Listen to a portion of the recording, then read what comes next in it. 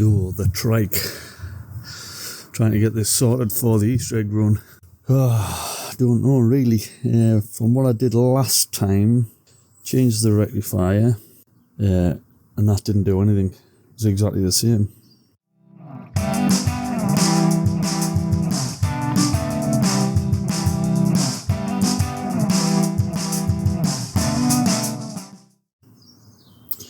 Anyway, I've got the battery on charge.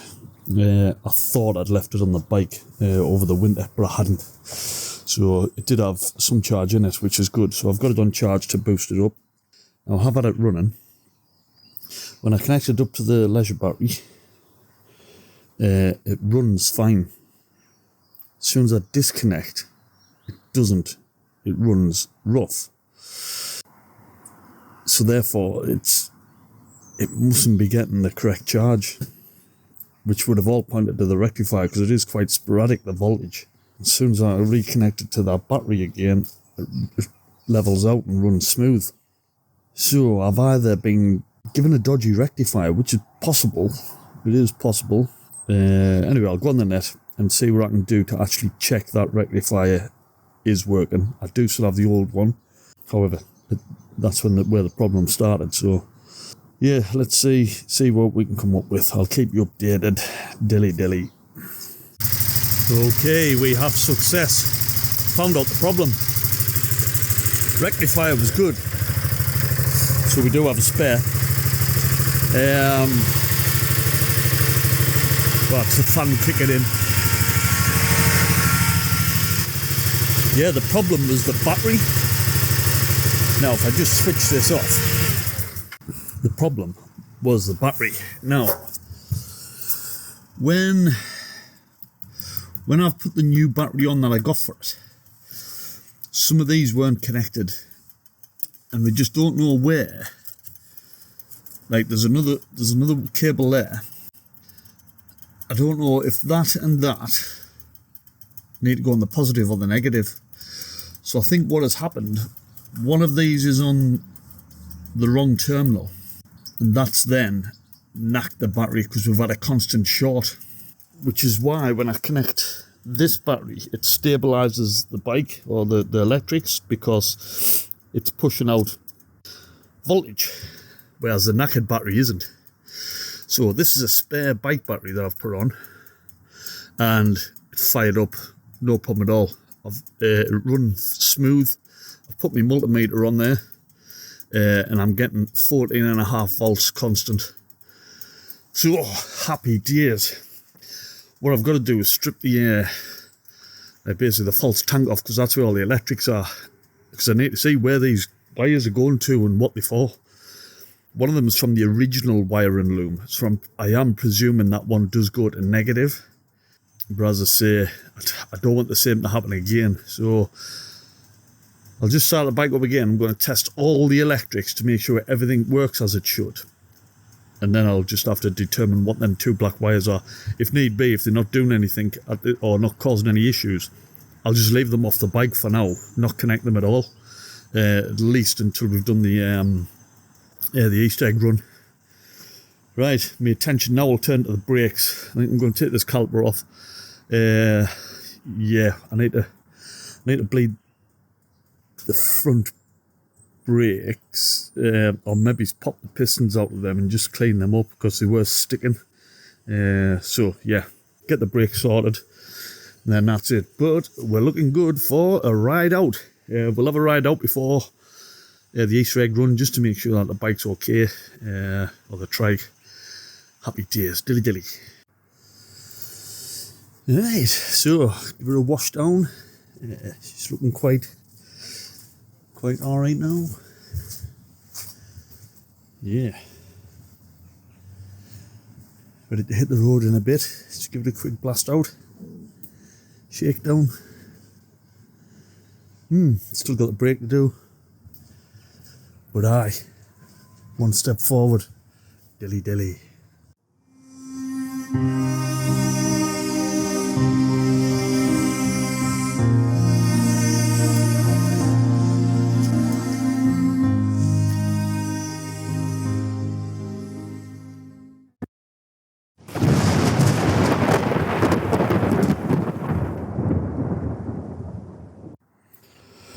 Right, Bry, been on with the brakes. Yeah, so I took the master cylinder back off. It was leaking out of here. So I've stripped it back down, as you can see, cleaned it all up. It does have some scoring on the bore inside, close to where the seal ends here. So basically put my drill on and some, I think 3000 grit, so very fine. Seems to have smoothed it out quite well. So put it all back together. What I'm going to try, I just don't think this master cylinder is big enough for the calipers on the back. As we know, they're from a Ford Sierra, I think he said, something like that. So what I'm going to do is, this is where the front brake valve, if you like, bolted onto, and then the actual the brake tube went onto that, down to the front caliper. So I've took this off, found a bolt that fits the threads, cut it down, put a copper washer on, tightened that up, so basically blanked that off. Then leaving us the last two for the rears. So I think without getting any to the front, I might be able to get enough to activate the back two calipers. Now, worst case, if that doesn't work, I can revert back to normal, so we have the front braking system. What I will do is, again, blank one of them off, because the back ones aren't working anyway, so if I blank them off, I think we'll have more braking effort on the front. Yeah, I can't blank two off, because I just can't find another bolt. Out of all the ones I've got, I just haven't got another one that's the right thread. Otherwise, I could have blanked both rears off and just had the front. Anyway, we'll see how it goes. I've got no brake fluid. I think Paul's going to save the day and bring some down for us. So I'll get this bolted back up, fit the rear brake calipers on ready, and then, yeah, just wait for the fluid and try and bleed. See what happens. Catch you later. Dilly dilly.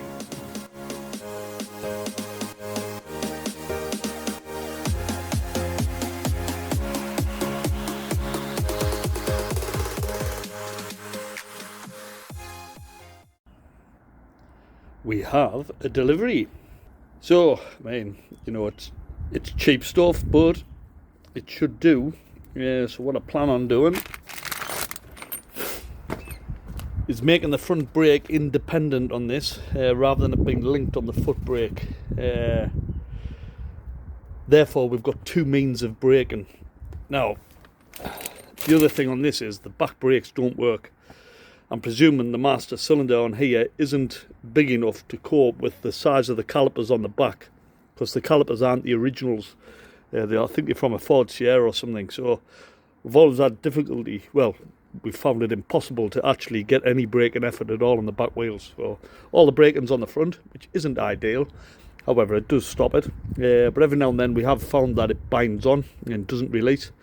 Again, it could be something to do with the well, this part, which bolted onto the side of the master cylinder, which fed the front brake. So basically done away with that. I've blanked off, here's the master cylinder here, so I've blanked off where this fitted onto on the side, which is basically something like that. That was obviously the brake switch mechanism to put the back brake lights on, but that's wired in separately now, so we don't have to worry about that.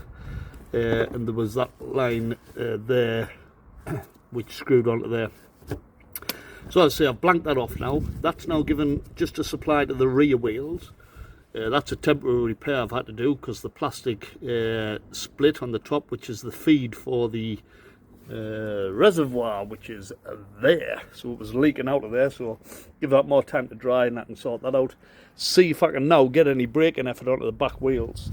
For the front, as I say, we're going to mount this onto here. It does mean I'm going to have to push the switch gear further left, so it's going to be more of a reach to get them indicators on, but you know, for the amount of times we do turns, we'll not worry about that. Let's get some braking independent through this. Now, bought one of these kits, again fairly cheap for what it is. Hopefully it works. It's 1100 long, which is 10 centimeters, a little bit longer than what I need. Better too long than too short for an half an hour. And let's get this fitted. So this will allow us to basically get a brake line onto there and onto the caliper. Let's see how we get on. Dilly Dilly. Right, so I've got it fitted on the other side of the switchgear. Now normally, as Brian know, on a bike you normally just brake them with your two fingers anyway. So I think that'll be absolutely fine there, which means the switchgear is exactly where it's at. You can still reach the indicator and pull on the brake. Fantastic. And the only concern is the angle of the reservoir. I mean, it's meant to be like, you know, horizontal. However, provided I can get it filled, I'll turn the handlebar so it's more or less, you know, I'll get it more level that way on full lock, fill it up, and then put it back down. As long as it doesn't block the breather in the middle, that's fine. And it'll still give us enough fluid there, regardless of the handlebar position, to feed the brake. So we'll see how that works out. So I've just basically got to do the line now. Just feed the line, top of there, route it down and plumb it into the caliper. Top it up with brake fluid, bleed it, see how it works. Dilly dilly. Okay. So connected it there, down. Connected it there. Put a 90-degree on that one. Just allowed us to feed it up better. Quite a good bit of kit really for what it costs. Got these different fittings and stuff, so they're spare now. Yeah, grand. Just got to bleed it now, see if it works. Moment of truth, dilly dilly. Okay, some success. The main thing is I've got them working. The only problem is I couldn't leave the switch gear on. I've had to bring it forward because the bridge kept contacting the basically the throttle here. It doesn't matter where I move this would foul on this and not give me enough leverage to pull the brakes on. For all this single caliper rather than double on like your sports bikes, you're just braking one disc, so the calipers are quite large still. Now the plungers on these, you know, it's cheap Chinese stuff, so you know the plungers on these are only small, you know, for pit bikes or something. So although it did say on there for up to like 400cc, but you know, you've got to take it with a pinch of salt. So in theory it works. The only problem is now, certainly for the Easter egg run, we're not going to have any indicators or horn, which isn't coming on anywhere, but I think I just need a bit WD-40. However, it's not the end of the world. You're in a pack, so you're just following, so it doesn't really matter. Everybody knows where they're going. And also Ken's on the back, so he can like stick his arm out for indicating left and right, because Ken knows where we're going as well. So, you know, for the sake of getting us by, I think it's rather have the front brakes than the indicators, in my opinion. All I've got to do then is just purchase a more decent front brake system, which I would have, but I'm stuck for time, so I had to go on Amazon and get cheap for next day delivery. So that's where we are. It works. Just need to swap it in the future so I can get that switch gear back on, or work out another way of getting some switch gear. I mean, the switch gear, you know, there is other options out there for like smaller switch buttons, etc. So we'll sort something out. But I'm happy with that. The next thing is, now my bond is dry, to try and get some pressure on the back calipers. Dilly dilly.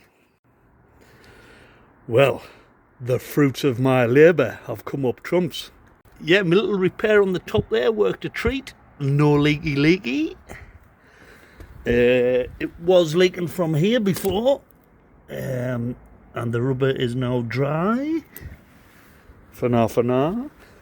And you won't believe it, we've got rear brakes. Happy days. Now I don't know how effective, but I can feel the resistance. I've just rolled it back and pulled the brakes on and they lock up. The proof will be when I take it out for a quick test drive or ride, which I'm about to do. However, I'm hopeful. Any brake pressure on the back is better than what we had before, which was zero. Honestly, that's a lot of brake pressure, that is. stopping on a dime. So that and the front brake. Oh, great. That means, Bri, confidence. You're not going to have this binding on and having to pull over and piss on with the brakes. So yeah, a lot safer. Great. What I'll try to do is sort the back pad out, because I know Ken said it was a bit of a nightmare, and I've been on it without the back pad, and it is a bit it's a bit harsh. I'll see what I can do. I'm not promising anything on that front, but yes, we have brakes front and rear. Dilly dilly. A bit of wind also makes for good flag flying.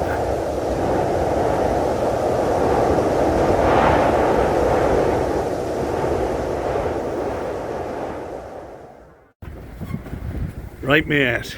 Don't know what you think, but why not?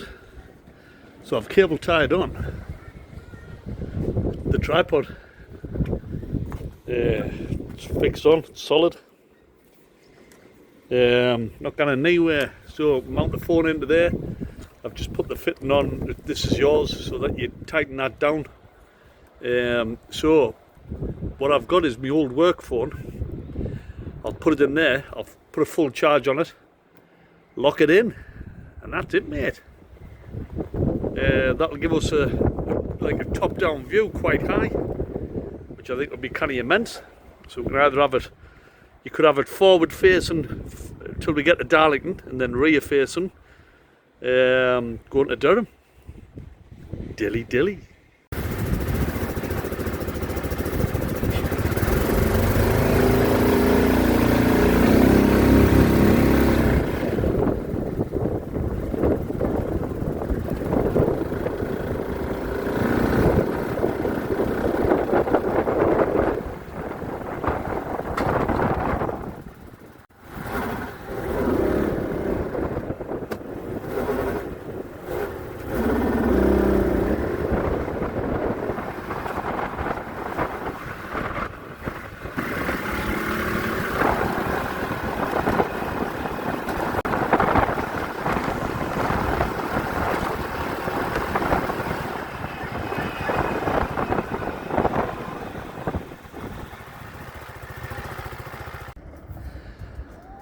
Right, back home after a test ride.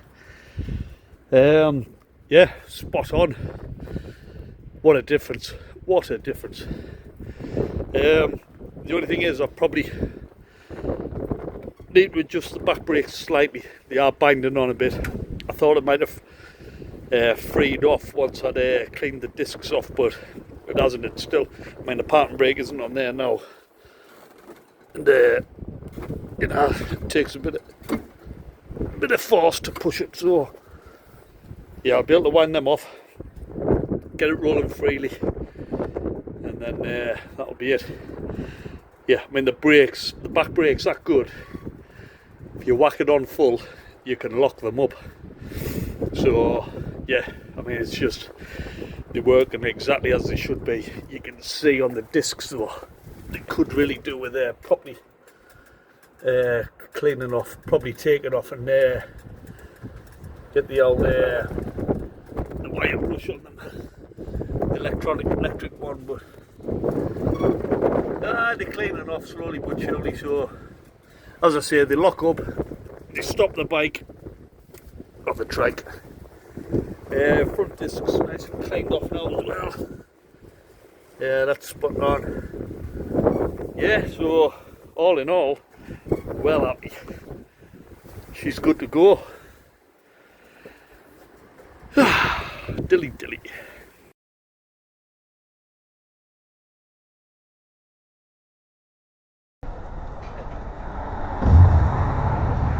Right. Love it. Lost his key. It's steady back for the day.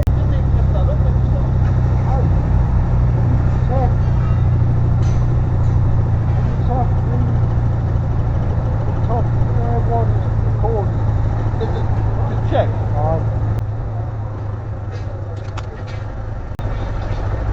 How do I know? It's on.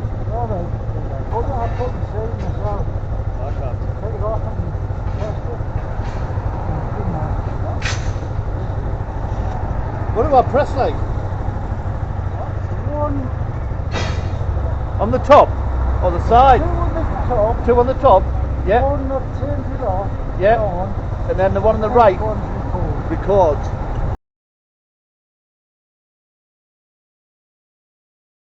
Hey man, have you found it? Floor down here. King on the floor.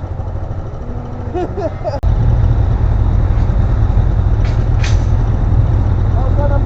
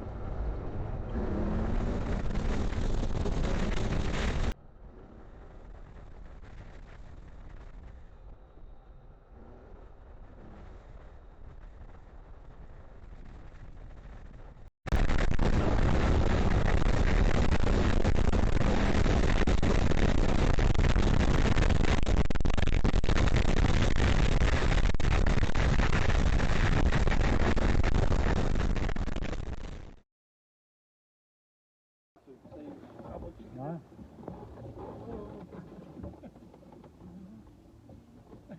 Yeah. There you go.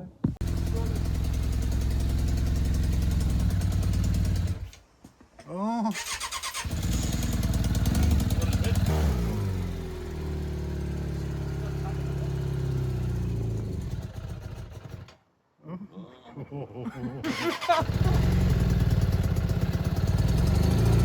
I'd have to ride up.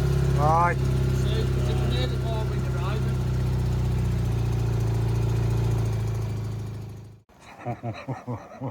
Hold on.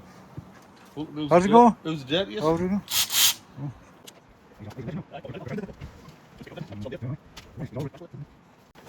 A bit concentration. Got you.